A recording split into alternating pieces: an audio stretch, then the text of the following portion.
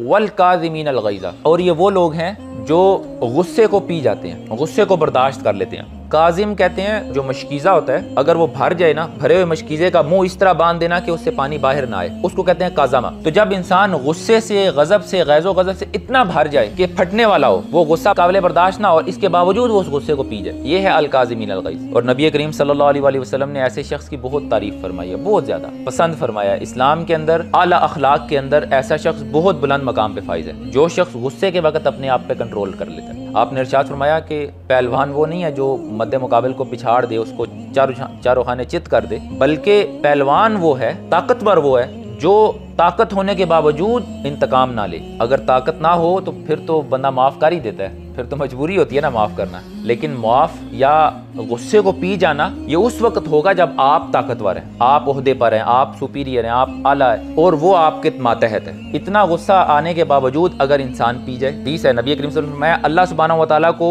सबसे ज़्यादा जो महबूब घूंट है बंदा पीता है, वो उस गुस्से का घूंट है जो शदीद गुस्से के आलम में उसे गुस्सा आया और वो पी गया। तो ये घूंट है जुरातन, ये जुरा है, ये घूंट है, अल्लाह सुब्हानहू व तआला को इससे बढ़कर और कोई चीज़ महबूब नहीं है बंदे के लिए। हफ्तावार लेक्चर में शिरकत के लिए अपने करीबी बुरहानिया के सेंटर में तशरीफ़ लाएं। अल्लाह हमें अपने अकायद की इस्लाह की तौफीक अता फरमाए। आमीन।